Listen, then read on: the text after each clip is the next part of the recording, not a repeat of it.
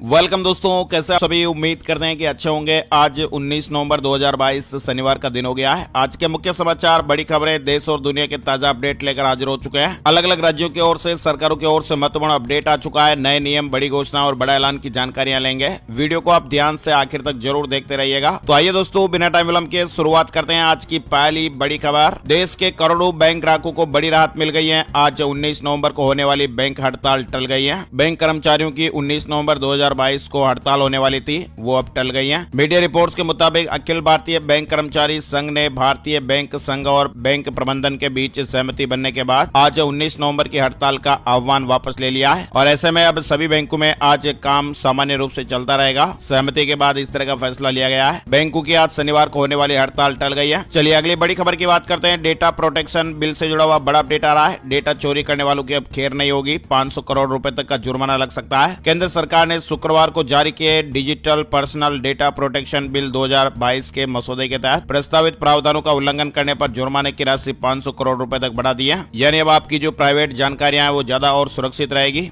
वही दोस्तों, supreme court ने टू चाइल्ड पॉलिसी की याचिका को खारिज कर दिया है और कहा कि बढ़ती जनसंख्या पर एक दिन में नहीं लग सकती है रोक। सुप्रीम कोर्ट ने शुक्रवार को जनसंख्या नियंत्रण के लिए कानून बनाने और 2 बच्चों की नीति लागू करने की मांग वाली याचिकाओं पर विचार करने से इंकार कर दिया है। कोर्ट ने कहा कि जनसंख्या नियंत्रण सरकार के विचार करने का विषय है और इस पर कोर्ट कोई आदेश नहीं दे सकता है। कोर्ट का नकारात्मक रुख देखते हुए याचिकाकर्ताओं ने कोर्ट से अपनी याचिकाएं वापस ले ली और कुछ याचिकाएं कोर्ट ने खारिज कर दी। साथ ही बड़ी खबर आ रही है। अमेरिकी सांसद ने कहा कि मुझे भारतीयों को दोस्त कहने में गर्व है। भारत का भविष्य आज पहले से अधिक उज्जवल है। भारत के साथ प्रगाढ़ होते संबंधों को लेकर प्रभावशाली अमेरिकी सांसद जॉन कोल्टर ने अमेरिका के निचले सदन प्रतिनिधि सभा में इस तरह की बातें कही है। वही बड़ी अपडेट खबर, आवारा कुत्तों को रखने का मतलब ये नहीं है कि आप लोगों के जीवन को प्रभावित करेंगे। सुप्रीम कोर्ट ने यह बड़ी बात कही है। सुप्रीम कोर्ट ने शुक्रवार को 60 से अधिक आवारा कुत्तों के संरक्षण की मांग करने वाली एक महिला की याचिका पर विचार करने से इंकार कर दिया है, जिसे उसने पालने का दावा किया था। पीठ ने कहा कि आवारा कुत्तों को रखने का मतलब ये नहीं है कि आप उन्हें सड़कों पर ले जाएंगे, लड़ेंगे और लोगों के जीवन को प्रभावित करेंगे। साथ ही अपडेट खबर, कोर्ट का आदेश आ गया है। आफ्ताब का 5 दिन में हो नार्को टेस्ट, 3rd डिग्री का इस्तेमाल नहीं करेगी पुलिस। श्रद्धा वालकर हत्याकांड में दिल्ली की एक अदालत ने शुक्रवार को आरोपित आफ्ताब का नार्को टेस्ट 5 दिन के भीतर कराने का आदेश दिया है। साथ ही कहा कि आरोपित पर 3rd डिग्री का इस्तेमाल नहीं किया जाएगा। मेट्रोपॉलिटन मजिस्ट्रेट विजय श्री राठौड़ ने जांच अधिकारी को 5 दिनों के भीतर रोहिणी की फोरेंसिक साइंस लेबोरेटरी में आरोपित का नार्को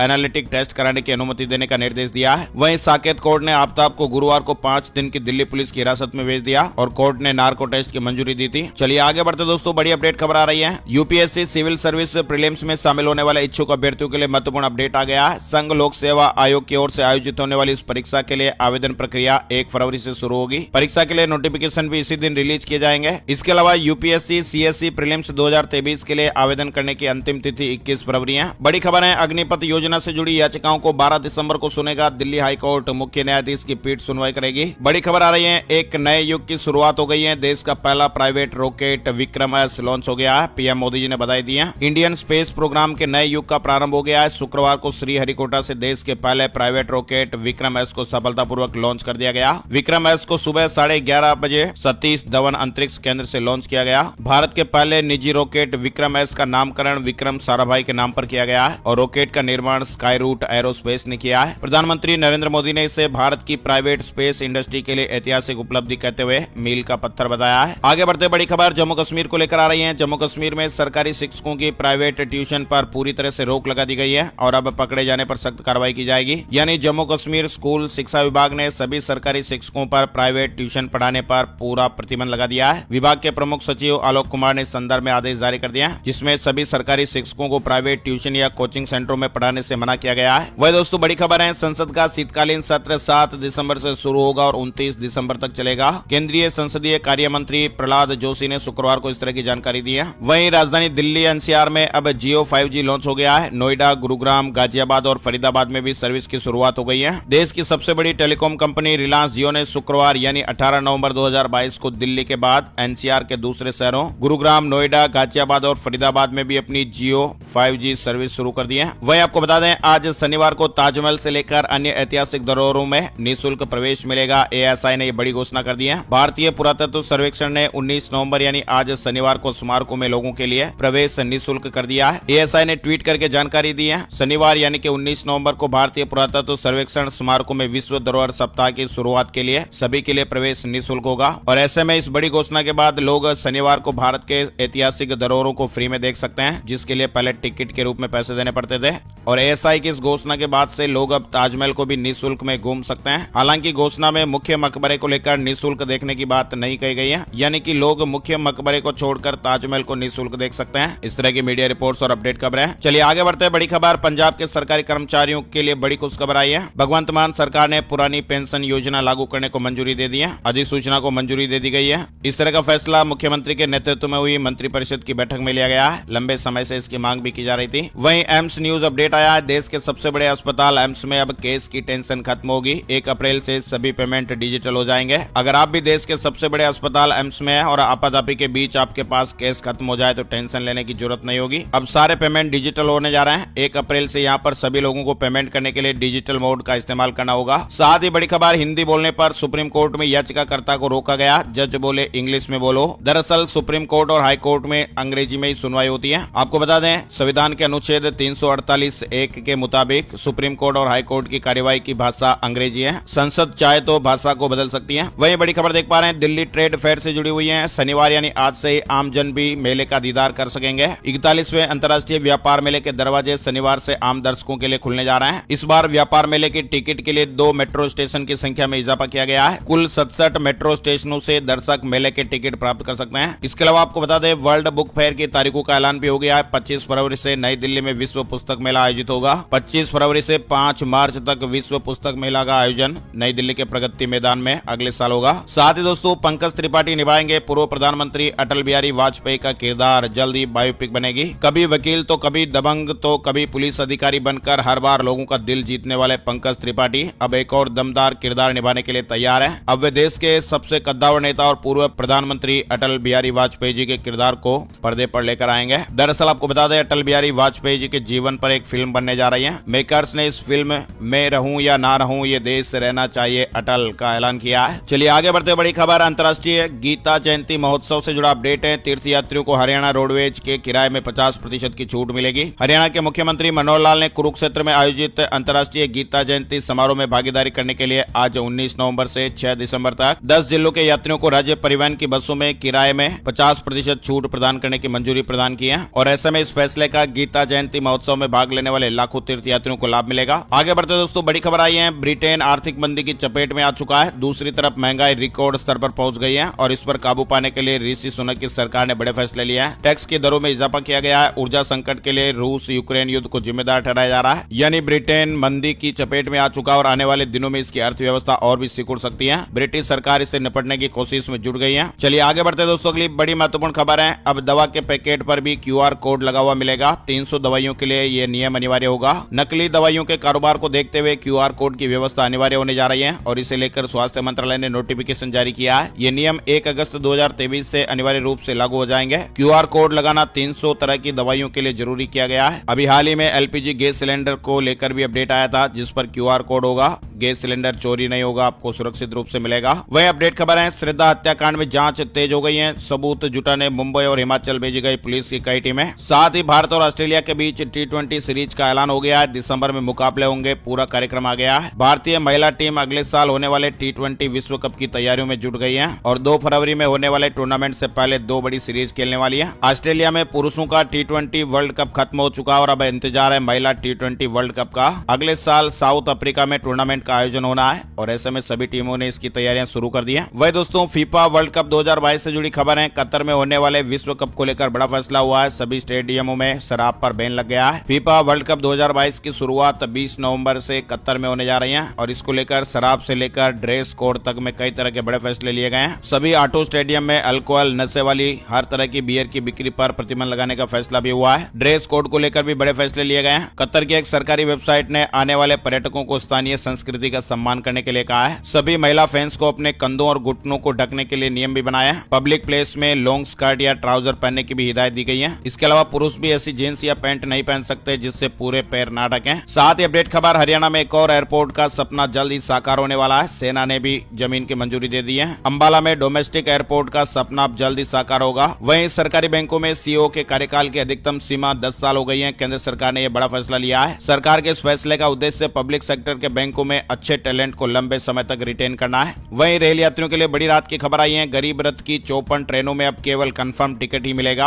आरएसी टिकट जारी करने पर रोक लगा दी गई है। यात्रियों की परेशानियों और मिल रही शिकायतों की समीक्षा करने के बाद रेलवे बोर्ड ने इस तरह का महत्वपूर्ण निर्णय लिया है। वहीं मुंबई जा रहे इंडिगो की फ्लाइट में तकनीकी खराबी, कोलकाता एयरपोर्ट पर इमरजेंसी लैंडिंग कराई गई। शुक्रवार की यह घटना है। वहीं एलन मस्क के अल्टीमेटम के बाद सैकड़ों कर्मचारियों ने ट्विटर छोड़ दिया। सर्वे में इस तरह का एक चौंकाने वाला खुलासा हुआ है। ट्विटर इंक के सैकड़ों कर्मचारियों ने नए मालिक एलन मस्क के अल्टीमेटम के बाद सोशल मीडिया कंपनी को छोड़ने का फैसला लिया है। वहीं बारिश की वजह से भारत और न्यूजीलैंड पहला T20 इंटरनेशनल मैच रद्द हो गया है। अब 20 नवंबर को आमना सामना होगा। इंडिया वर्सेज न्यूजीलैंड यानी भारत और न्यूजीलैंड के बीच 3 मैचों की T20 सीरीज का पहला मुकाबला शुक्रवार को बारिश के चलते रद्द हो गया। वहीं बड़ी खबर है, इस साल एक हफ्ते से ज्यादा पड़ेगी कड़ाके की ठंड। आज से 3 दिन जयपुर सहित कई शहरों में सर्द हवाओं का अलर्ट जारी हुआ है। हिमाचल प्रदेश में बर्फबारी और पहाड़ों से आ रही सर्द हवाओं ने राजस्थान के आबोहवा में ठंडक घोल दी है। लगातार तापमान गिरता हुआ दिखाई दे रहा है। धूप में नरमी बढ़ती जा रही है। वहीं मौसम विभाग ने इस साल तेज ठंड के अलग अलग अलर्ट जारी करके कहा है। नए अलर्ट के अनुसार इस सीजन में 45 दिन सबसे तेज ठंड होगी। इसके अलावा दिल्ली एनसीआर में भी अब जबरदस्त ठंड पड़ने का अनुमान है। पहाड़ों से आ रही सर्द हवाओं ने दिल्ली एनसीआर में भी ठंडक बढ़ा दी है। बड़ी खबर, हरियाणा के बिजली उपभोक्ताओं को तोहफा मिलेगा। 50 यूनिट से कम खपत पर राहत की तैयारी की जा रही है। खबर है कि हरियाणा के बिजली उपभोक्ताओं को अब जल्द ही बड़ा तोहफा मिल सकता है। साथ ही हरियाणा में 1 लाख लोगों को सोलर कनेक्शन भी दिए जाएंगे। बड़ी खबर झारखंड को लेकर आ रही है। झारखंड के विश्वविद्यालयों में अब 5 दिन का कार्य दिवस होगा। झारखंड के सभी विश्वविद्यालय के कॉलेजों में अब 6 दिन की जगह 5 दिन की पढ़ाई हो सकती है। इस संबंध में यूजीसी की गाइडलाइन के अनुसार सभी कॉलेज में बैठक कर शिक्षकों से राय ली जा रही है। फिलहाल राय ली जा रही है, इस तरह का अपडेट है। साथ ही दोस्तों, अब जोमेटो के सह संस्थापक ने भी इस्तीफा दे दिया है। जोमेटो के सह संस्थापक मोहिन गुप्ता ने इस्तीफा दिया है और इसके साथ ही उन्होंने कंपनी को एक विदाई संदेश भी लिखा है। वहीं आपको बता दें, बड़ा अपडेट है, दिल्ली एनसीआर की औद्योगिक इकाइयों में अब ईंधन के रूप में लकड़ी का प्रयोग नहीं होगा। उल्लंघन पर बड़ी कार्रवाई हो सकती है। प्रदूषण को कम करने के लिए दिल्ली व एनसीआर क्षेत्र की औद्योगिक इकाइयों में ईंधन के रूप में अब लकड़ी का प्रयोग नहीं हो सकेगा। हरियाणा में नए चुने हुए पंच और सरपंचों की डिग्रियां चेक की जाएगी। चुनाव आयुक्त के 18 जिलों के डीसी को ऑर्डर मिला है।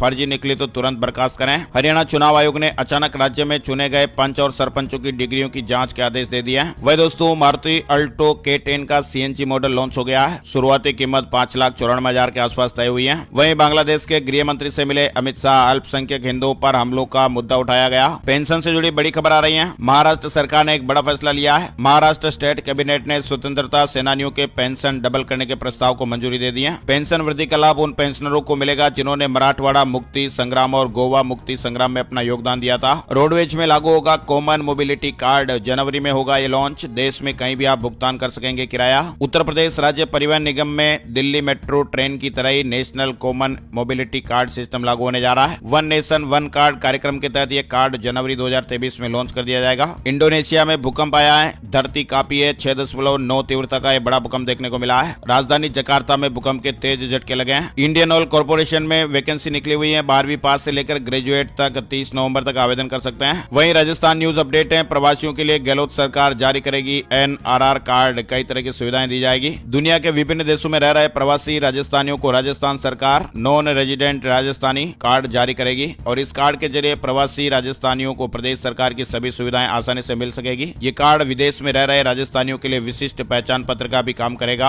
हरियाणा को लेकर अपडेट है। हरियाणा ने इलेक्ट्रिक वाहन नीति अधिसूचित की है। वेबसाइट पर 12 तरह की योजनाएं लाइव हो गई है। investharyana.in पर लाइव किया गया है और इस नीति से इलेक्ट्रिक व्हीकल के क्षेत्र में अनुसंधान और विकास को बढ़ावा मिलेगा। हरियाणा सरकार ने इलेक्ट्रिक वाहन नीति अधिसूचित कर दी है। वहीं बड़ी खबर है, BCCI ने सीनियर सिलेक्शन कमेटी को बर्खास्त कर दिया है। इस तरह की मीडिया रिपोर्ट्स और खबरें हैं। चेतन शर्मा समेत सभी सिलेक्टर्स हटाए गए हैं। T20 वर्ल्ड कप के सेमीफाइनल में टीम इंडिया को इंग्लैंड के हाथों 10 विकेट की हार का सामना करना पड़ा था और इसके बाद से ही टीम सिलेक्शन पर सवाल उठ रहे थे। नई सिलेक्शन कमेटी के लिए एप्लीकेशन मांगे गए हैं। वहीं आपको बता दें, हमारे देश में बीते 24 घंटे में कोरोना वायरस के 656 नए मामले सामने आए हैं। 7 लोगों ने जान गंवाई है। ये राहत की खबर है। देश में कोरोना संकट काफी कम हो गया है। बात कर लेते हैं दोस्तों gold price today, silver price today update को लेकर जानकारी। शुक्रवार सुबह सोने का भाव 52,918 रुपए प्रति 10 ग्राम पर रहा। वही चांदी का भाव 61,200 रुपए प्रति किलोग्राम पर रहा। साथ के साथ अब मौसम की जानकारी, वेदर न्यूज एंड एनालिसिस में आज का मौसम कैसा रहेगा, संपूर्ण भारत का आज 19 नवंबर 2022 का मौसम पूर्वानुमान, मौसम की जानकारी का ताजा अपडेट आया है। अगले 24 घंटों के दौरान स्काईमेट वेदर अपडेट के मुताबिक उत्तर पश्चिम, मध्य और पूर्वी भारत में न्यूनतम तापमान में मामूली गिरावट देखी जा सकती है। वहीं गिलगित बाल्टिस्तान, मुजफ्फराबाद, लद्दाख और जम्मू कश्मीर में हल्की बारिश और बर्फबारी हो सकती है। हिमाचल प्रदेश में हल्की बारिश और बर्फबारी होने का अनुमान है।